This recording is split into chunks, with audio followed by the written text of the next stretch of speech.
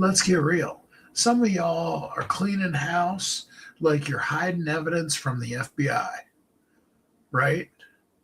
We all know what it's like.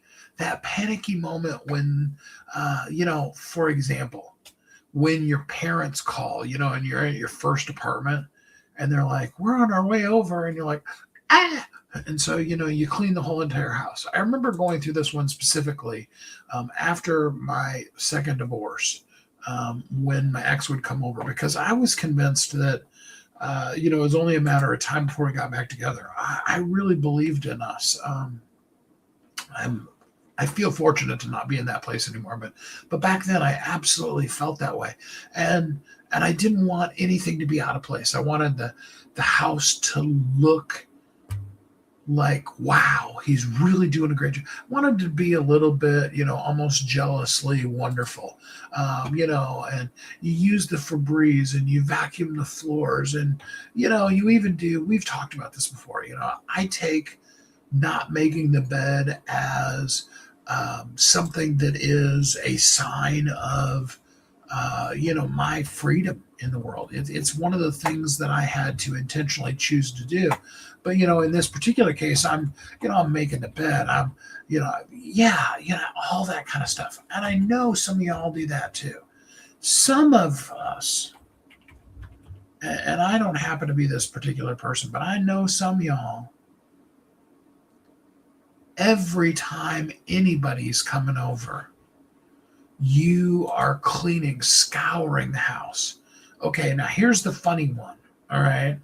How many of you, let's just be real, be honest, how many of you have to clean the house before the house cleaner comes over to clean the house?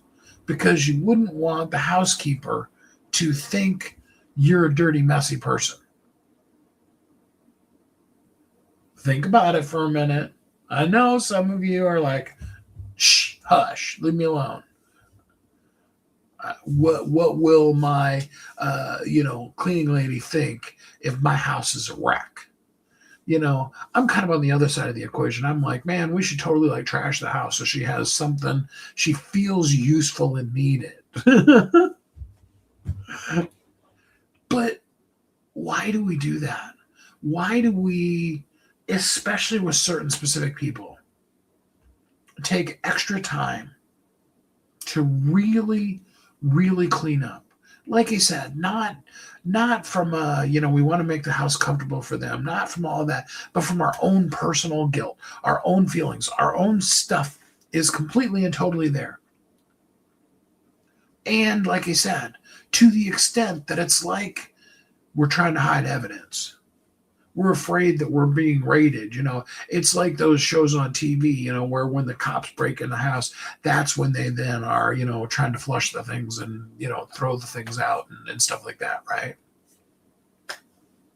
We live our lives that way. And unfortunately, we then run our businesses that way.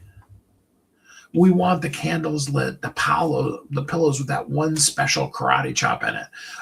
All the chairs arranged just perfect, and all the chairs around the kitchen table pushed in perfectly.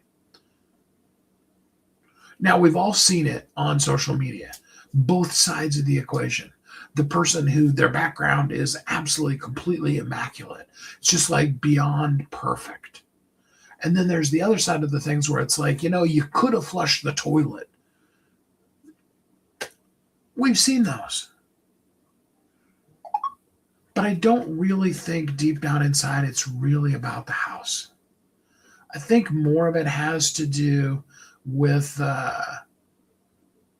some early things that we dealt with, some situations in our life, stuff that makes us look at the tiniest imperfections, that hair that's out of space just a little bit, and you're like, oh man, I can't go on, or the fact that you're like, I shaved, but I should have shaved again right before I went live.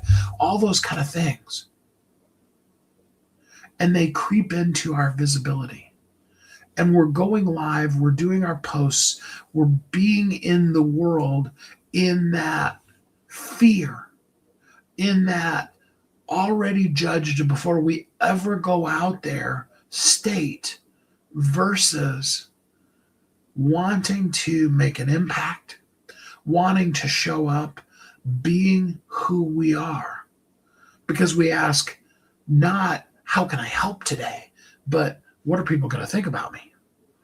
We ask not, what does my ideal client need? But instead we ask, if I do this, am I going to be judged for it? Let me be honest with you. You're going to be, okay? Go live on YouTube, especially in the early days. When I was doing it, the only people I ever got on were people who were making crazy cuckoo comments, wanting me to say weird things, or you could tell them what they wanted you to say, that if you said it, they'd be like, you said, we need to clean the house because we want and need it cleaned, not from the guilt. And we need to be visible because, yes, somebody's waiting on you, but because you're special, you're important, and you're needed in the world. So my question for you today is, what's the funniest thing that people are coming over panic mode has caused you to do? What's your funniest emergency guess total house transformation behavior that you've done? I can't wait to hear from you. I hope that you're happy, safe, warm, and loved. And then until we're together again next time, you have an amazingly great week.